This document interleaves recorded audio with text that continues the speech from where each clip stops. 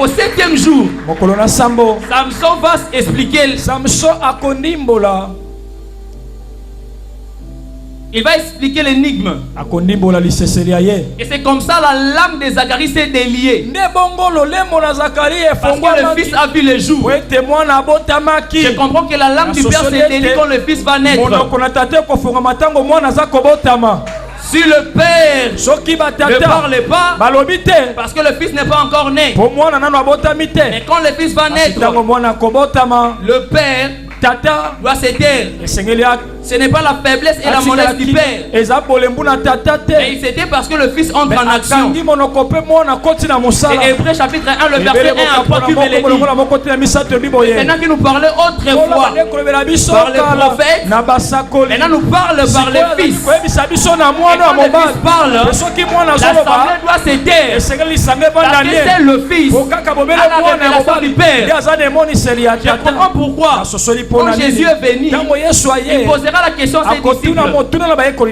Qui suis-je? Que dites-vous de moi? Les gens commençaient à donner des réponses.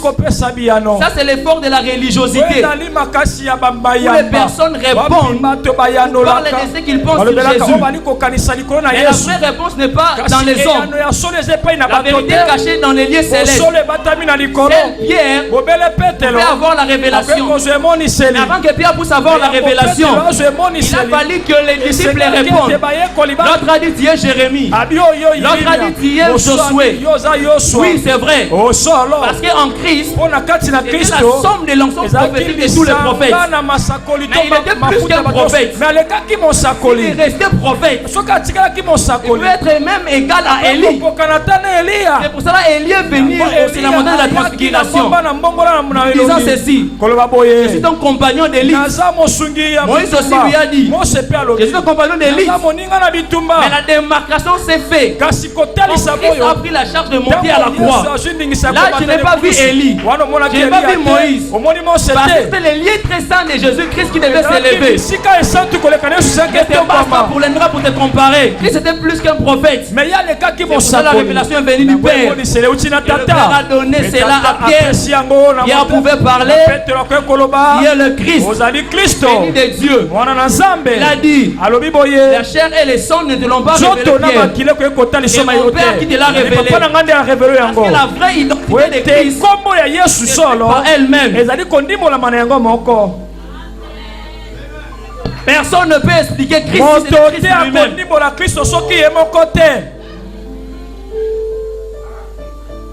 La parole de Dieu s'explique par elle-même. Parce qu'en Égypte, Joseph ne va plus rêver, va interpréter maintenant les rêves des autres. Dans la maison de son père, il a eu les songes. Mais le père l'a interprété. Quand il est allé vers les nations, c'était le temps où il devait songer. C'était le temps où il pouvait interpréter les rêves des autres. Je comprends une chose. Quand Jésus-Christ a quitté le royaume de son père, il est venu vers les nations. Il est venu pour interpréter les problèmes qui concernent le monde. C'est Jean-Baptiste qui me l'a dit. Il a dit ceci: voici l'agneau de Dieu qui ôte le péché du monde. Il ôte le péché du monde, pas le péché d'Israël. Je comprends que le ministère d'Élie était la préfiguration de l'armée prophétique que le Seigneur va susciter au temps de la fin.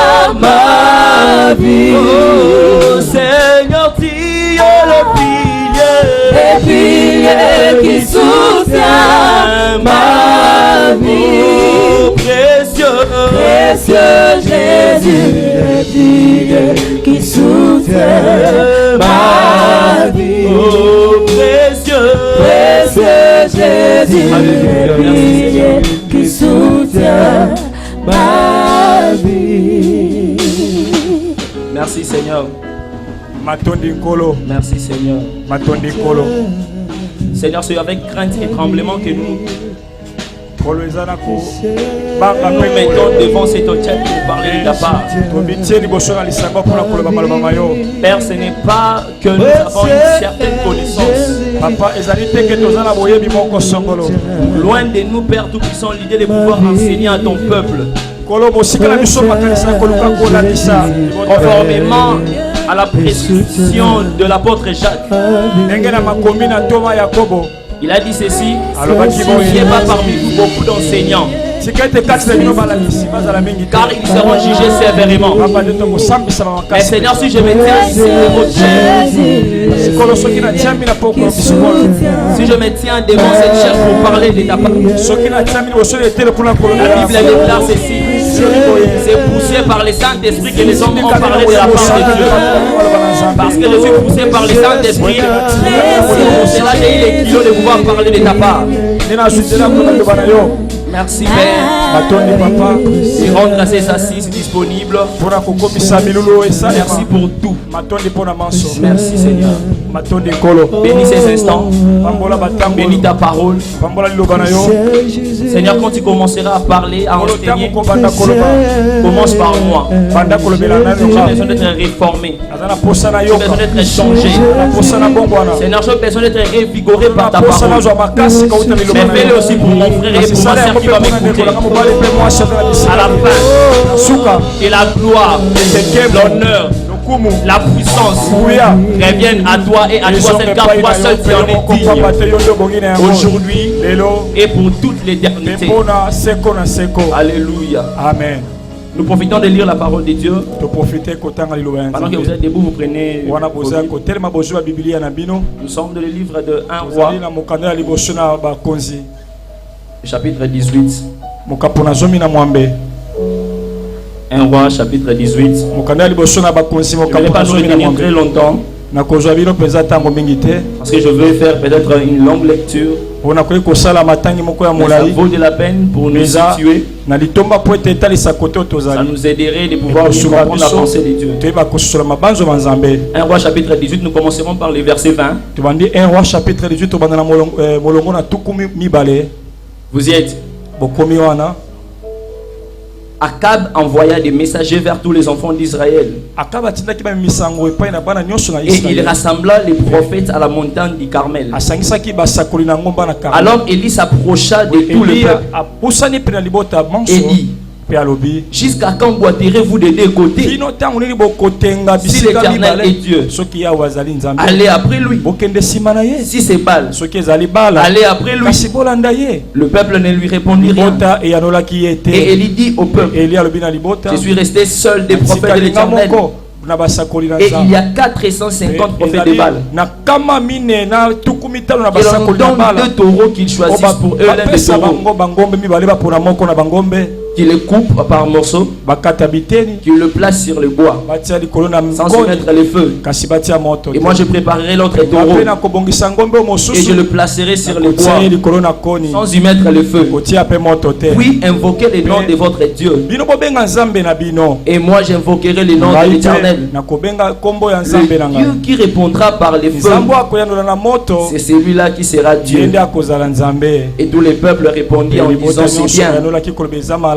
Et il dit au prophète de Baal: choisissez pour vous l'un des taureaux, préparez-le le premier, car vous êtes le plus nombreux, et invoquez le nom de votre Dieu. Mais ne mettez pas le feu.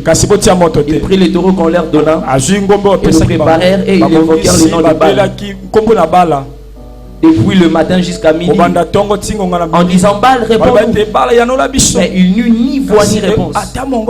Il sautait devant l'autel qu'il avait fait. À midi, il se moqua d'eux et dit: il a haute voix puisqu'il est Dieu. Il pense à autre chose.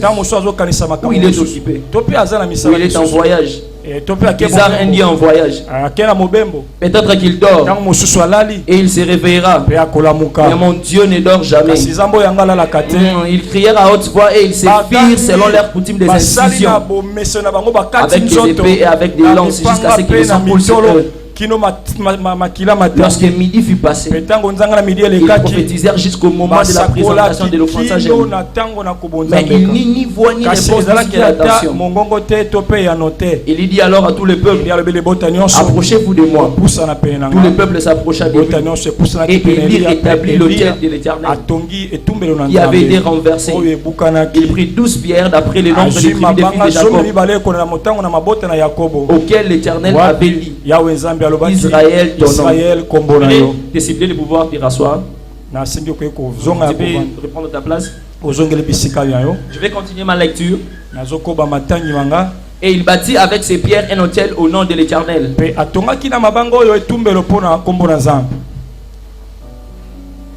Oui, il fit autour de l'autel un fossé de la capacité de 2 mesures de sémence.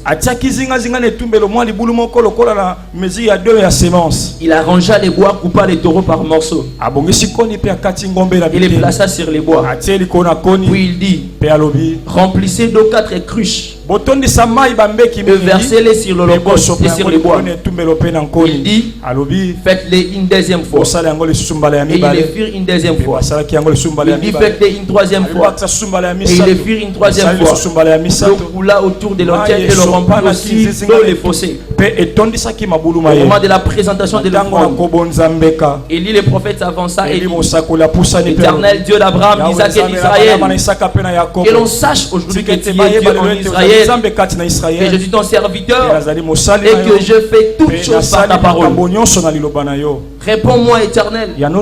Réponds-moi, afin que ce peuple reconnaisse que c'est toi qui es Dieu et que c'est toi qui ramènes l'air cœur. Et le feu de l'Éternel tomba et il consuma l'holocauste, les bois, les pierres et la terre, et il absorba l'eau qui était dans le fossé. Quand tout le peuple vit cela, ils tombèrent sur leur visage et dirent, c'est l'Éternel qui est Dieu, c'est l'Éternel qui est Dieu. Saisissez les prophètes de Baal, leur dit, aucun d'eux n'échappe et les saisit. Élie le fait descendre au torrent de Kishon où il les égorgea. Je vais que vous acclamez pour la parole de Dieu. Amen. Amen. Amen. Amen. Amen. Amen. Une longue lecture que nous venons de faire.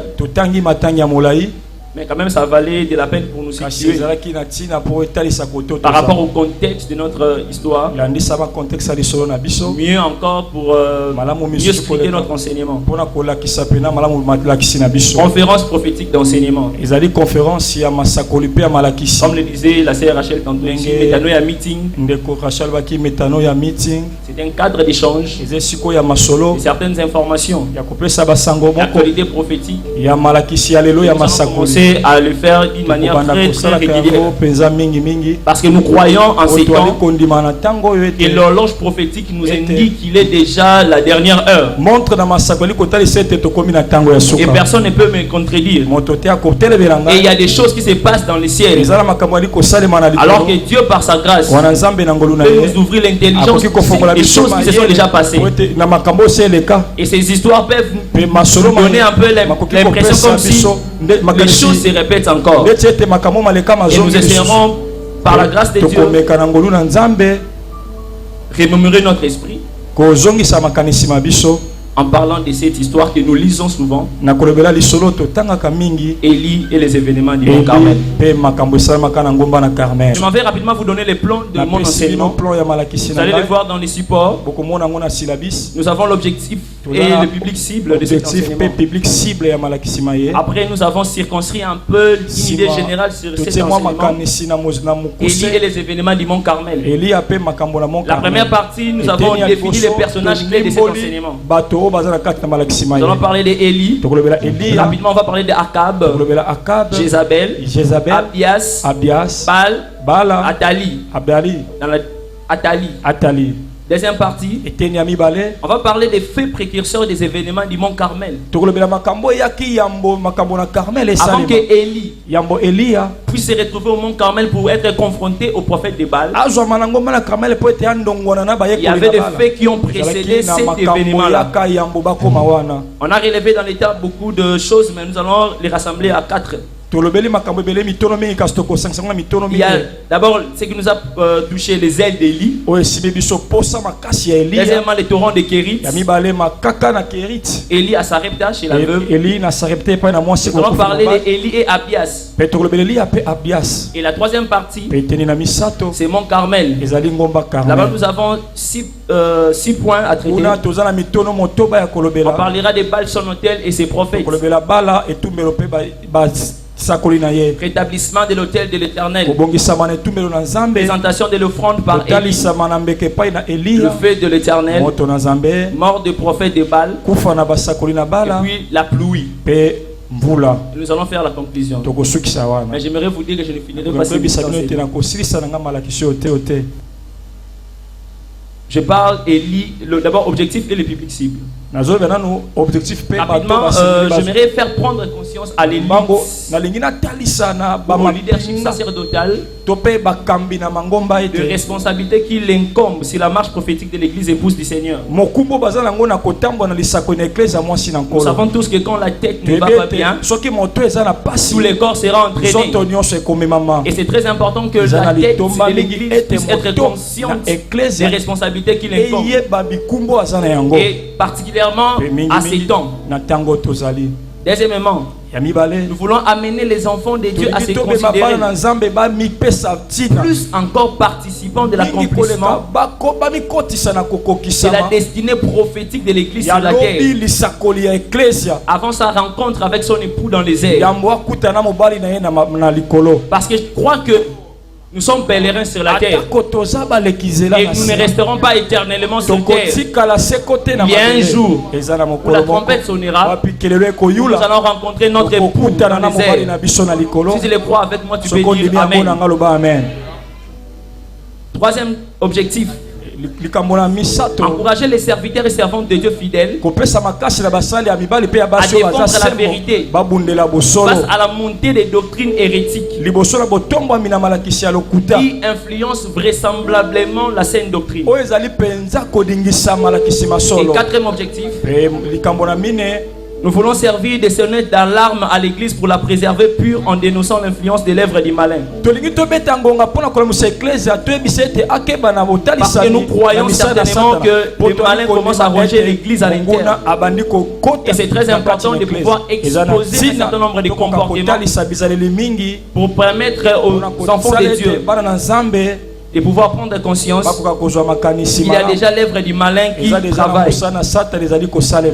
Et cinquième objectif, nous voulons réveiller l'église en la préparant par cet enseignement à une action puissante du Saint-Esprit. Nous sommes de ceux qui croient à la pluie de la première et de la saison. Et nous croyons que la pluie de l'arrière-saison est en train de pouvoir venir. Et l'église du Seigneur doit être déjà préparée pour ces choses. Et cela est très important. Comme je le disais tantôt, notre public cible,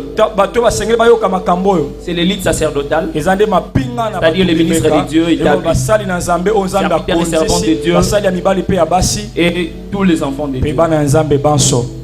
Élie et les événements du mont Carmel. Dans cet enseignement, qu'est-ce que nous voulons dire? Nous voyons seulement un homme qui se présente, Élie. On ne l'a jamais connu. On ne voit même pas une histoire déjà dans la Bible, dans un roi où on parlait de lui. On voit seulement Élie surgir suite à un événement. Et il prend le courage de pouvoir s'adresser au roi Akab. Mais tout ça, c'est là pourquoi? Nous sommes de ceux qui croient. Un prophète est choisi, confirmé et envoyé pour ramener le peuple à la dépendance de Dieu. Quand les autres ministères ont échoué, le Seigneur peut susciter le ministère prophétique. Pour faire cela, le message comprend 3 volets. Premièrement, le prophète qui est choisi, il ouvre les yeux du peuple sur sa déchéance, c'est-à-dire sur sa chute. Parce que le Seigneur l'a choisi pour ramener les cœurs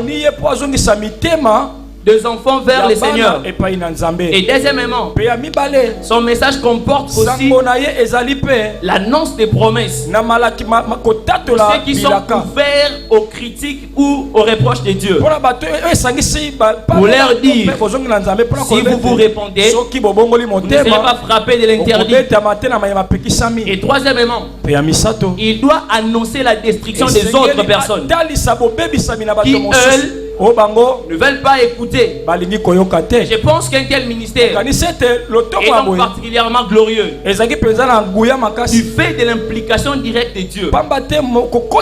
Il y ait ou non des miracles spectaculaires, mais le fait de prendre seulement le courage de parler au nom de l'Éternel, ce ministère est glorieux. Et c'est un fardeau très lourd à porter. Et nous voyons directement le Seigneur va envoyer le prophète Élie afin de ramener l'élite sacerdotale des enfants d'Israël perdus. Ils sont détournés de l'alliance de Dieu.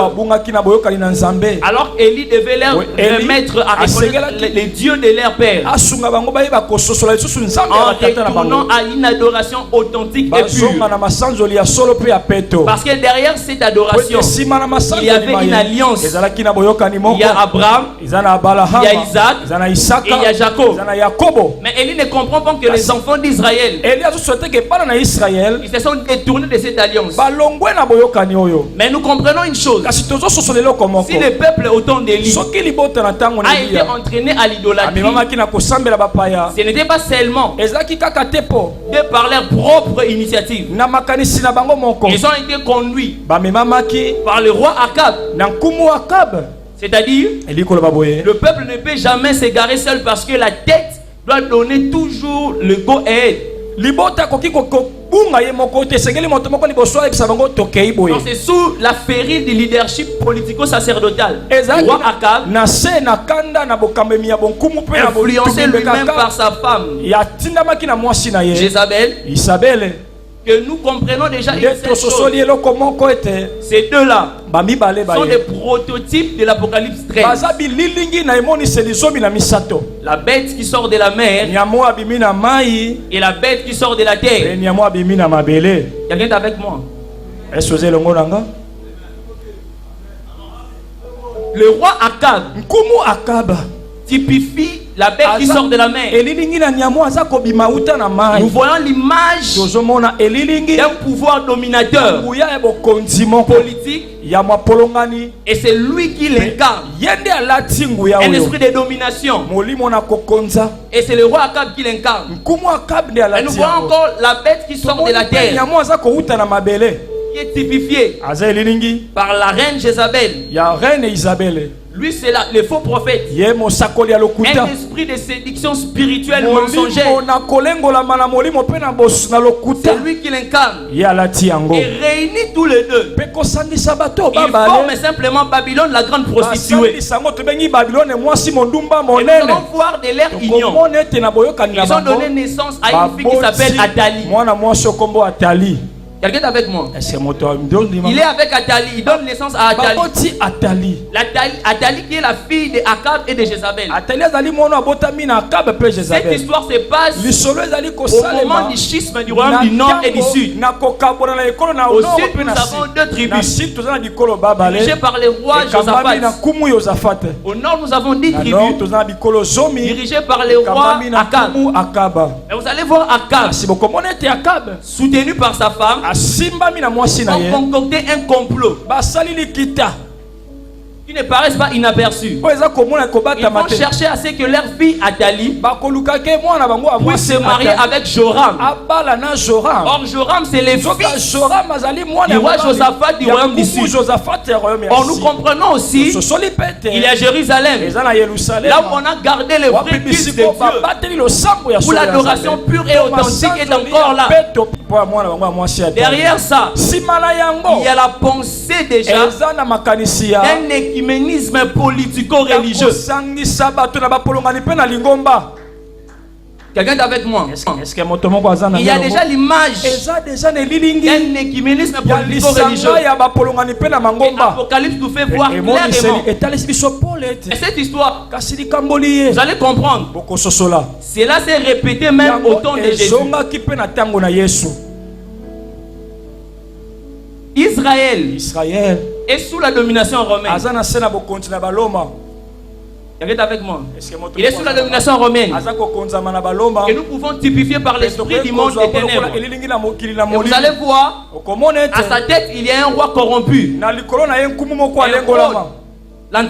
Hérode Antipas. Il va même épouser Hérodiade, une femme sanguinaire, qui était l'épouse de son frère Philippe. C'est cette reine-là, Hérodiade, va commander la décapitation de Jean-Baptiste. Alors que Jean-Baptiste avait l'esprit d'Élie. Si Jézabel combattait Jean-Baptiste, Hérodiade aussi a combattu Jean-Baptiste. Si Jézabel combattait Élie, Hérodiade aussi combat Jean-Baptiste. Alors que Jean-Baptiste est aussi Élie. Quelqu'un me comprend? La même scène se répète encore. Et vous avez aussi un clergé qui est prélaté. Les sacrificateurs ne font rien. Ils regardent simplement. Cette histoire se répète encore. Et vous avez aussi un prophète, Jean-Baptiste, qui est répété. Mais bizarrement, la scène se répète au temps de la fin. Pour autant que nous sommes. Les temps de l'église de Laodicée, où nous voyons exactement la même chose. La domination d'un système politique bien concocté, en train de diriger le monde et l'économie, mettant tout le monde sous leurs pieds. Travaillant, mais vous êtes vassal.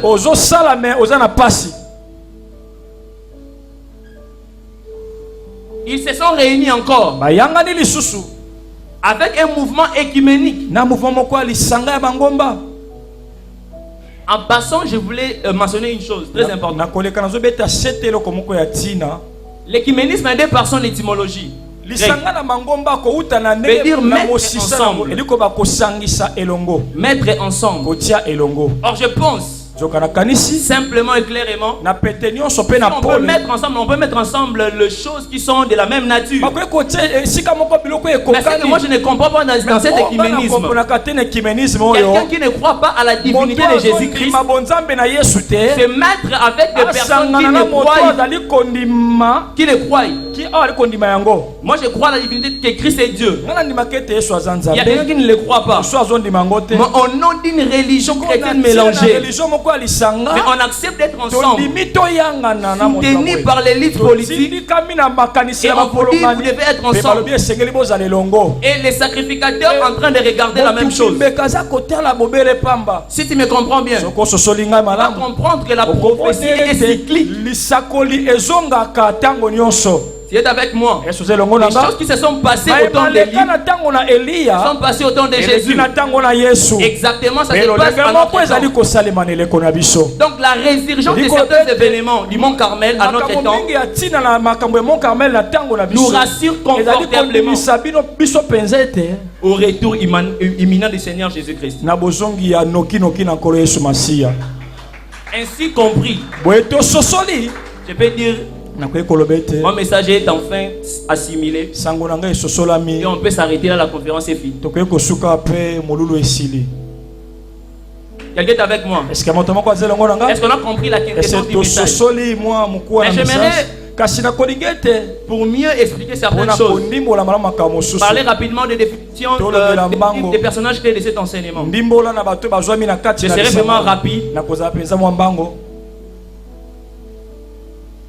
Je parle d'abord du prophète Élie. Il est l'un des grands prophètes d'Israël.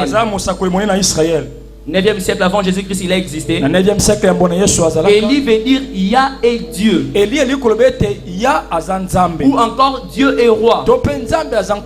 Il vient de Tishbé, de la ville de Galad. Une ville qui a été donnée aux Gadites. Et nous voyons déjà Élie.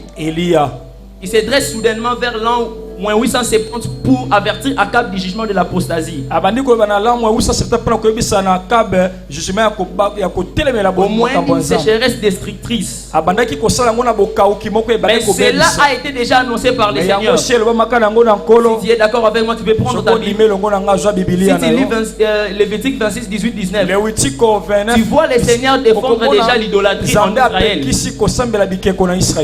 Tu prends même Deutéronome, chapitre 28, le verset 23 à 24, tu peux lire à la maison. Tu comprends que le Seigneur refuse d'être mélangé. Même Deutéronome chapitre 11, le verset 16 à 17, en parle aussi. Mais j'aime plus la version parole des vies. Dans Deutéronome 11, 16, 17, parole des vies dit ceci: mais attention, ne vous laissez pas entraîner. Ne vous détournez pas du bon chemin pour servir d'autres dieux et pour vous mettre à genoux devant eux. Si vous faites cela, le Seigneur se mettra en colère contre vous. Il fermera les ciels et il n'y aura plus de pluie. La terre ne produira plus de récoltes et vous disparaîtrez rapidement du bon pays. Le Seigneur vous donne. La promesse de fermer la pluie, c'était une conséquence d'abandon de Dieu. Même si Élie n'a pas été envoyé directement par Dieu, mais il pouvait sonder dans les Écritures qu'il était décrit: si le peuple va vers d'autres dieux, Dieu fermera les ciels. Donc, en d'autres termes, Élie a agi conformément à la parole de Dieu. Même si ce n'était pas une révélation, mais il pouvait sonder les Écritures et comprendre. Je prie que tu puisses avoir la capacité de sonder les Écritures. La Bible, elle est très importante. Je me plains que les hommes de Dieu aujourd'hui, les enfants de Dieu, n'aiment pas lire la Bible. Ils sont devenus plus professionnels. Il se lève du haut de la chair, il prend la Bible, il commence à feuilleter. Ok. Tu es moins sérieux, papa. Tu auras une gifle de l'Éternel un jour. Cela est très important, papa. Nous parlons encore du roi Akab, un des plus mauvais rois d'Israël. Lui aussi, il a vécu au 9e siècle avant Jésus-Christ. Akab signifie frère du père. C'est le roi Akab qui était roi en Israël. Il était fils d'Omri. Omri, c'était le général qui a renversé l'usurpateur du pouvoir Zimri. Vous savez, avant les schismes du royaume du Nord et du Sud, les histoires de la Bible sont ici. Le Seigneur Dieu donnera la promesse qu'il va choisir pour Salomon un serviteur qui va prendre le pouvoir. Et il sera aussi renversé par Omri, le père de Akab. Zimri lui-même, il a été meurtrier d'Ela. Ela qui était fils de Baécha. C'est lui-même qui avait tué le petit-fils de Jéroboam. Vous comprenez, c'était pour s'asseoir sur le trône. C'était une succession de coups d'état, ce que je voulais dire ainsi. Où le sang a coulé. Donc, Monsieur Akab était étranger à la lignée royale légitime de David. Mais quand même, il était issu d'un peuple se réclamant de Dieu. Il ne pouvait pas se permettre de pouvoir aller vers les idoles. Donc vous comprenez carrément. Après Salomon, les trônes étaient déjà souillés. La prêtrise était devenue mercenaire. Et sacrilège même idolâtre. Et tout cela s'est mis au profit d'un faux culte, osant utiliser les noms de l'Éternel sur des faux autels, sans même la Shekinah de Dieu. Je dirais même sans l'urim et l'ultime de la révélation.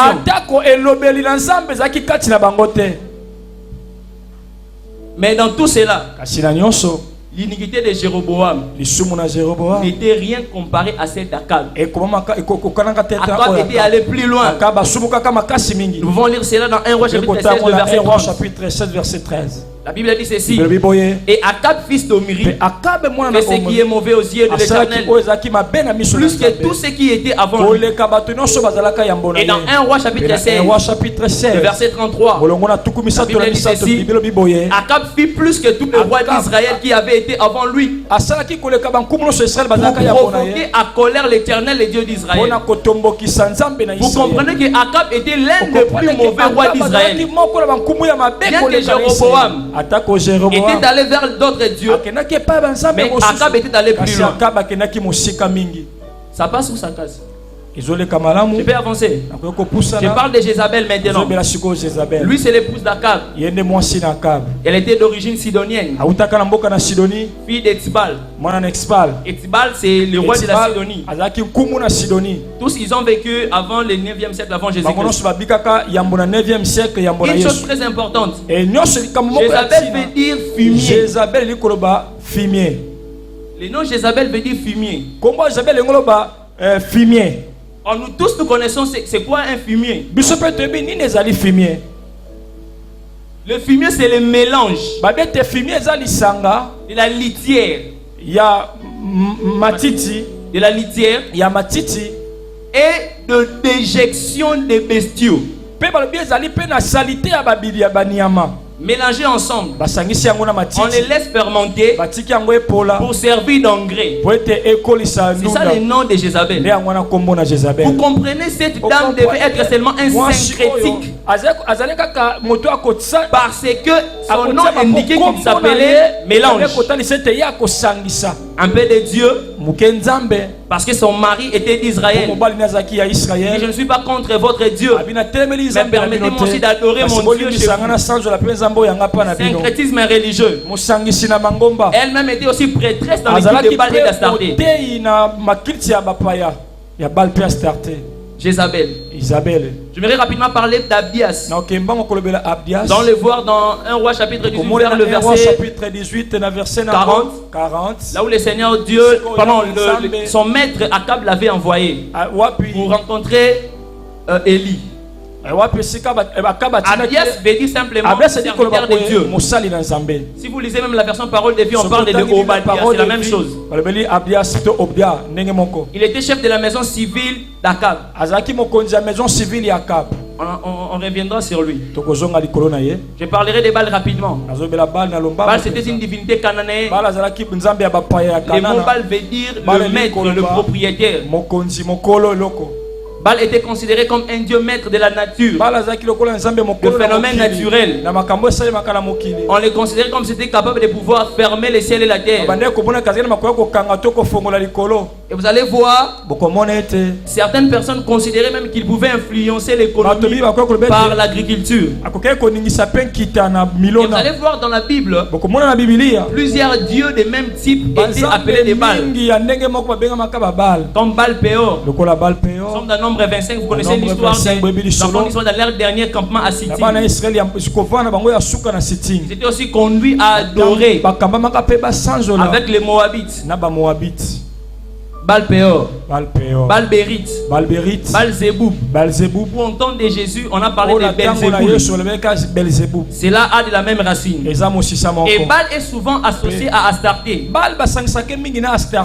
déesse de l'amour et de la vie.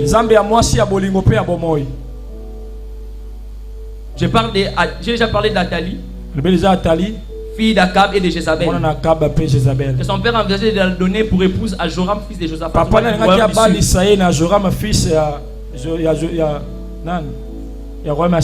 Dans 5 minutes, j'aimerais parler de feu précurseur des événements du Mont Carmel. Je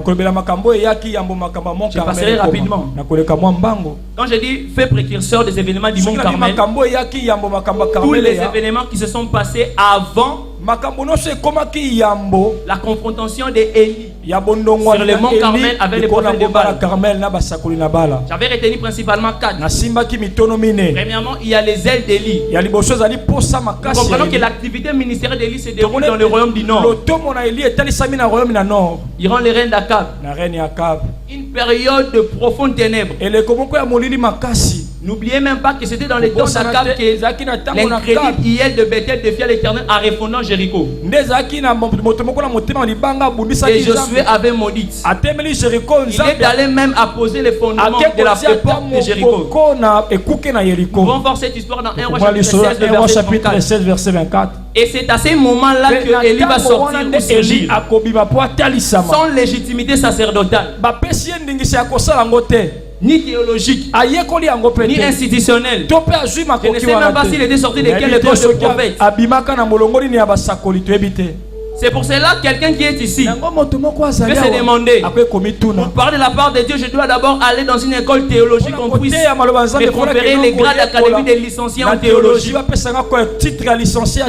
Montre-moi là où Élie est passé par cela. Je ne remets pas en cause les études théologiques, mais j'aimerais préciser une chose, que le ministère avait commencé quand le Seigneur avait donné le quitus à Aaron de pouvoir interpréter Moïse. Quand Moïse est devenu, Aaron est devenu le porte-parole de Moïse. C'est exactement là où le ministère a commencé. En d'autres termes, je voulais dire ceci, que le ministère commence avec la prédication avant la robe. La prédication doit toujours précéder la consécration. Tu n'as pas besoin qu'on puisse te consacrer, qu'on puisse te lancer. Je prie que ce soir, que d'autres personnes qui hésitent puissent se lancer. Pour défier Baal, pour défier toutes sortes de choses. On a besoin de personnes de la trempe d'Élie. Et je crois, le Saint-Esprit, il avait loin. En ces temps, nous promet de faire plus qu'autant d'Élie. Mais il a besoin seulement de cœur disponible pour le faire. Et vous allez voir Élie qui était un prophète inconnu. Mais il prend les kilos d'entrer brusquement en conflit avec le roi Akab. Un roi apostat. Non seulement ce roi a perpétué le culte instauré à Israël par Jéroboam, mais elle-même, lui-même, pardon, il va épouser l'idolâtre de Jézabel, qui était adoratrice et puis militante de Baal, une politicienne sans scrupules, criminelle. Et de plus, Akab même envisage de contaminer le royaume du Sud grâce au mariage d'Athalie, fille de Jézabel. Mais j'aime une chose, en ce moment-là précis sombre de l'histoire du royaume du Nord, le Seigneur va susciter le ministère d'Élie au nord, qui va ralentir pour un temps la corruption babylonienne de Jérusalem. Parce que l'action d'Élie, il faut le reconnaître, a sans doute permis à des dons prophétiques ministériels de pouvoir survivre et de s'exercer dans le Nord. Michée en est un exemple. Si vous lisez 1 Roi chapitre 20 verset 13, vous allez voir le prophète anonyme qui intervient lors du siège de Samarie par le roi syrien Ben Hadad. Et aussi le fils des prophètes qui condamne Akab en 1 Roi chapitre 20 verset 35. Donc vous comprenez qu'Élie n'était pas le seul, mais son action ministérielle a permis que les autres ministères prophétiques puissent exister. Et l'accoutrement même d'Élie ne pouvait même pas le faire passer pour un théologien respectable. Et son aspect n'avait rien pour séduire. Il lui a fallu simplement du courage pour adresser un tel message à un roi qui laissait sa femme Jézabel exterminer le prophète de l'Éternel. Élie était sûr de ses de l'origine de ces révélations. Il ne faisait pas de la présomption prophétique. Parce que je me rends de plus en plus compte. Il y a beaucoup de gens qui commencent à faire de la présomption prophétique. Dieu ne leur a pas dit.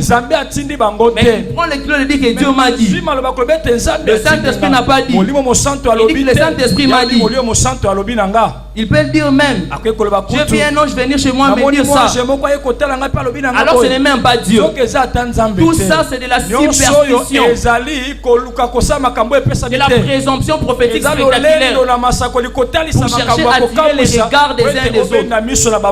Mais vous allez voir que Élie n'était même pas un exalté victime de sa psychologie. Ni un théoricien savant. Il savait que c'est Dieu qui l'a appelé. J'aimerais dire à quelqu'un ce soir que la connaissance personnelle du Dieu qui t'a donné la commission détermine les degrés de ton engagement pour son œuvre. Si tu vois un serviteur de Dieu s'engager de moins en moins, c'est qu'il ne connaît pas le Dieu qui l'a appelé. Parce que malgré les secousses qui peuvent surgir dans l'exercice de ton ministère, si tu connais le Dieu qui t'a appelé, tu resteras debout. Parce que le zèle pour Dieu et de son œuvre implique simplement une vie de consécration permanente et des sens d'abnégation absolue qui doivent toujours nous pousser à une action continue pour défendre les temples face aux sueurs du feu étranger. Si nous ne le faisons pas, le fleuve de la corruption babylonienne, les fleuves de la corruption babylonienne vont submerger la maison de Dieu et nous allons les regretter. J'aime ce que l'apôtre Jacques dit dans Jacques chapitre 5 le verset 17. J'aime la version parole de vie. Il dit Élie était un homme tout à fait comme nous. Il a beaucoup prié pour que la pluie ne tombe pas. Et la pluie n'est pas tombée sur la terre pendant 3 ans et demi. Élie, un homme qui connaissait son Dieu, un homme qui avait la capacité de comprendre ce que Dieu lui a dit. Le zèle pour Dieu doit te demander à pouvoir s'engager sérieusement pour lui. Si réellement tu connais le Dieu qui t'a appelé, tu t'engageras sérieusement. Après cette histoire, Élie sera envoyé au torrent de Kérit, où Dieu donne un ordre à Élie. C'est lui de se rendre vers le torrent de Kérit. Il lui fait une promesse, celle de les nourrir. En passant, j'aimerais dire Kérit veut dire tailler. Tailler. Ça vient du mot hébreu karat. Et ce torrent est à l'est du Jourdain. Un lien reculé et encaissé. Vous allez voir qu'Élie n'a même pas hésité, il est allé directement. Parce qu'il était ainsi appelé à s'isoler encore plus. Parce qu'il avait besoin d'être formé. Ou comme Jean-Baptiste dans le désert. Ou comme Moïse derrière les moutons de Jéthro. Ou comme Aaron dans le lieu très saint. Ou comme même Jean dans l'île de Patmos où il avait reçu la révélation de l'Apocalypse. Ou comme Paul en prison. Et là c'est loin du regard des hommes. Loin du lieu où il vient de prophétiser même. Loin de la célébrité passagère. Lui qui venait de parler au roi. Sinon à ma parole la pluie ne descendra plus. Mais Élie est appelé à pouvoir se cacher, s'isoler. Mais une seule chose est vraie. Dieu passe plus de temps à continuer de former Élie en secret. Car l'envoyer prêcher devant un public. Car le torrent de Kérit est un passage obligé pour tout celui ou tout seul que l'Éternel a mis à part pour faire des exploits avec lui. Il y a besoin un temps du torrent de Kérit où Dieu te dit cache-toi. Mais quand tu te présentes, alors que Dieu t'a dit de te cacher, le flèche de l'ennemi vont t'atteindre. Et Dieu ne sera pas avec toi. Parce que c'était le temps de cache-toi.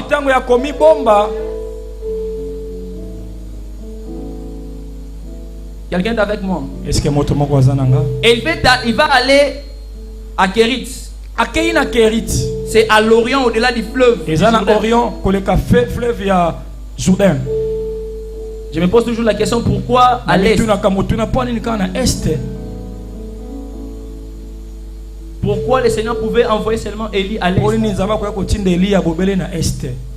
C'est l'Orient. Quand nous comprenons la parole de Dieu, nous allons voir même que Josué a franchi le Jourdain en venant de l'Orient. Josué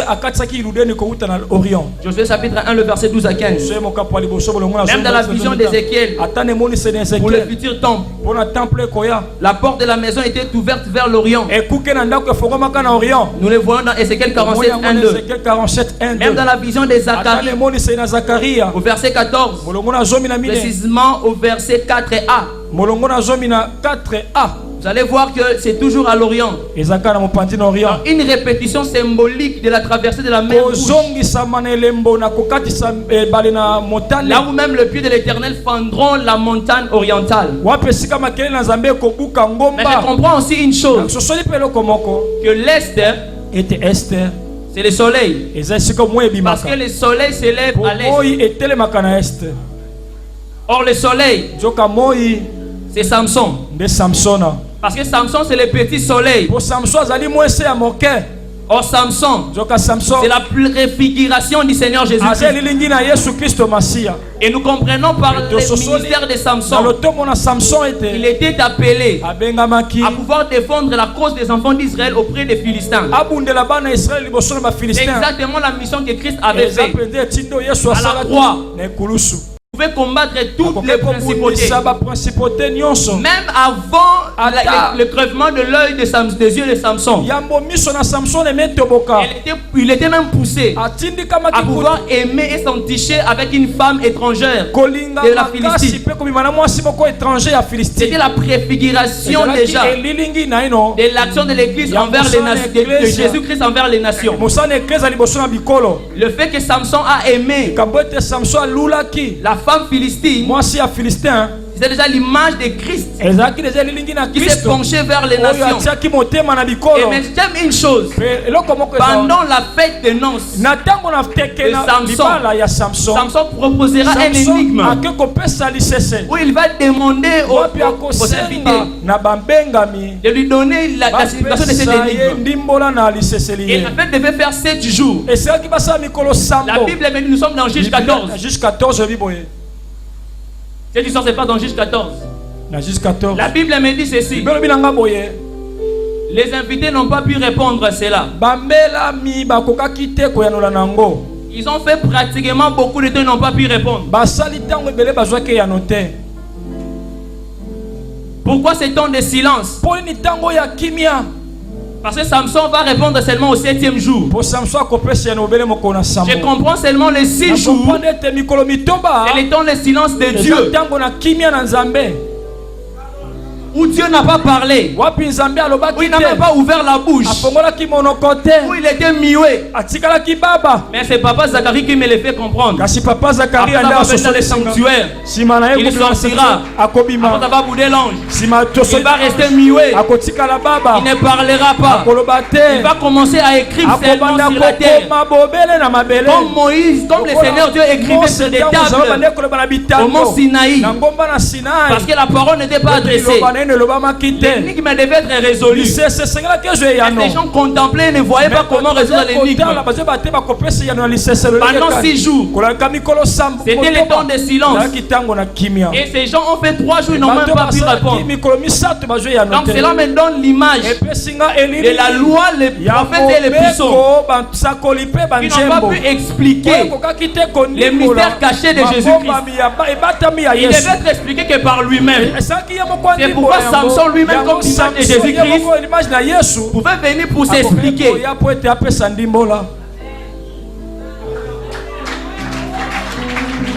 Au 7e jour, Samson va s'expliquer.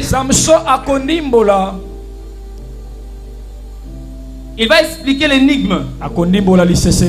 Et c'est comme ça la langue de Zacharie s'est déliée. Parce que le fils a vu le jour. Je comprends que la langue du père s'est déliée quand le fils va naître. Si le père ne parle pas, parce que le fils n'est pas encore né. Mais quand le fils va naître, le père doit se taire. Ce n'est pas la faiblesse et la mollesse du père. Mais c'était parce que le fils entre en action. Et Hébreux chapitre 1, le verset 1 à 3, tu me l'as dit. Maintenant qu'il nous parlait autrefois par les prophètes, maintenant nous parle par les fils. Et quand le fils parle, l'assemblée doit se taire. Parce que c'est le fils à la révélation du père. Je comprends pourquoi quand Jésus est venu, il posera la question à ses disciples. Qui suis-je? Que dites-vous de moi? Les gens commençaient à donner des réponses. Ça c'est l'effort de la religiosité. Où les personnes répondent, parlent de ce qu'ils pensent sur Jésus. Mais la vraie réponse n'est pas dans les hommes. La vérité est cachée dans les lieux célestes. Seul Pierre pouvait avoir la révélation. Mais avant que Pierre puisse avoir la révélation, il a fallu que les disciples répondent. L'autre a dit tu es Jérémie. L'autre a dit tu es Josué. Oui, c'est vrai. Parce qu'en Christ, c'était la somme de l'ensemble prophétique de tous les prophètes. Mais il était plus qu'un prophète. Il est resté prophète. Il peut être même égal à Élie. C'est pour cela Élie est venu sur la montagne de la transfiguration, disant ceci: je suis un compagnon d'Élie. Moïse aussi lui a dit: je suis un compagnon d'Élie. Mais la démarcation s'est faite. Quand Christ a pris la charge de monter à la croix, là je n'ai pas vu Élie, je n'ai pas vu Moïse, parce que c'était le lieu très saint de Jésus-Christ qui devait s'élever. Ne te passe pas pour l'endroit pour te comparer. Christ était plus qu'un prophète. C'est pour ça la révélation est venue du Père. Le Père a donné cela à Pierre. Pierre pouvait parler. Il est le Christ, venu de Dieu. Il a dit: la chair et les sangs ne te l'ont pas révélé, Pierre. Et mon Père qui te l'a révélé. Parce que la vraie identité de Christ c'est par elle-même. Personne ne peut expliquer Christ si c'est Christ lui-même.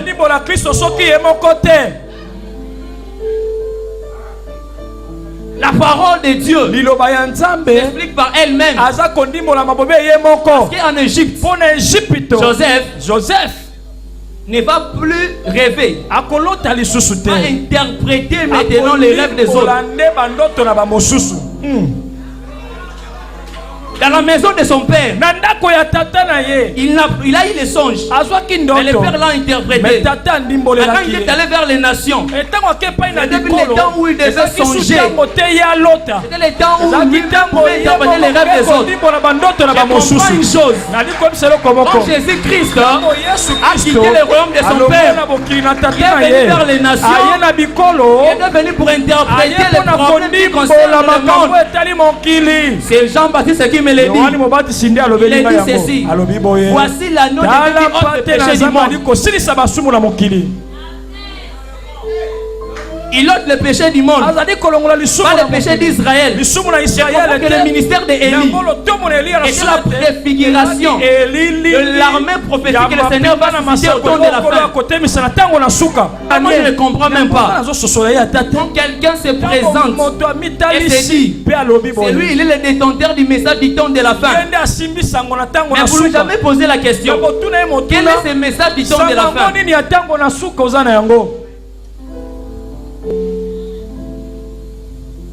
J'aimerais te dire ceci: le message du temps de la fin, c'est aller de toutes les nations, faire des disciples, les baptiser au nom de Jésus-Christ, et leur annoncer que Christ revient bientôt. Ça, ce n'est pas l'apanage d'une congrégation chrétienne. Quelqu'un ne peut jamais se dire: moi je suis du message du temps de la fin. Moi je suis du message du temps de la fin. Ton problème est que tu n'as pas la révélation.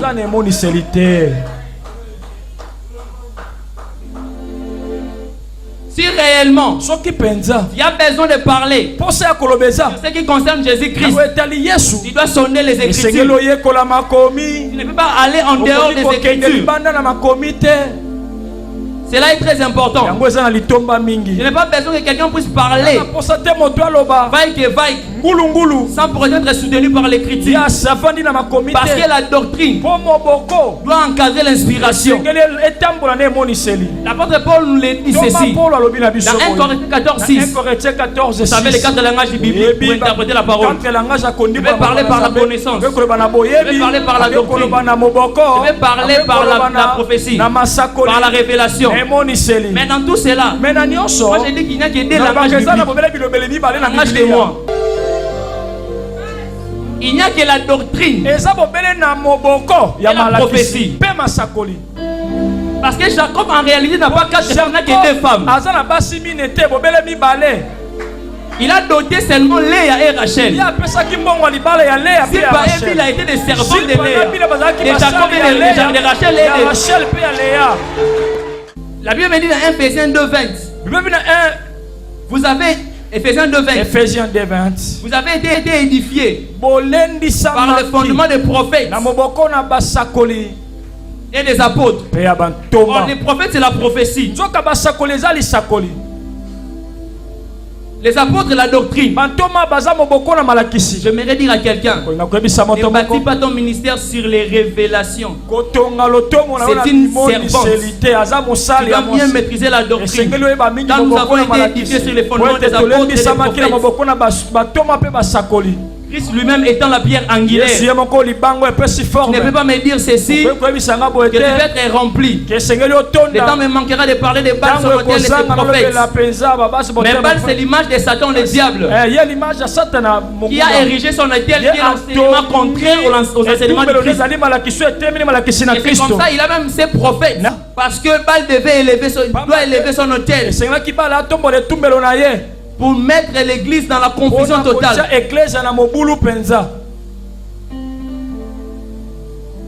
J'aimerais dire à quelqu'un aujourd'hui encore l'esprit de Baal agit dans le monde et a déjà infiltré les arcanes du sacerdoce royal divin. Ça détruit même l'élite sacerdotale. Et cela profite toutes sortes d'hérésies d'enseignements hypnagogiques à la fois. Il commence à donner du sommeil aux enfants de Dieu.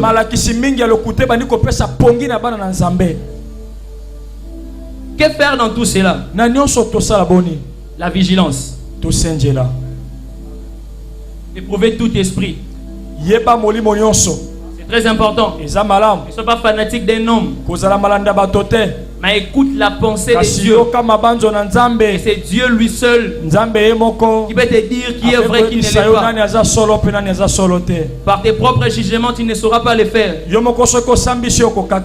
J'ai besoin que quelqu'un puisse le comprendre ainsi. Que le Seigneur Dieu revient bientôt. Il a besoin de voir l'épouse garder l'enseignement. Il y a besoin simplement de la vraie parole de Dieu qui t'aidera à pouvoir marcher et aller plus loin dans la crainte de Dieu. Que Dieu nous bénisse pour ça.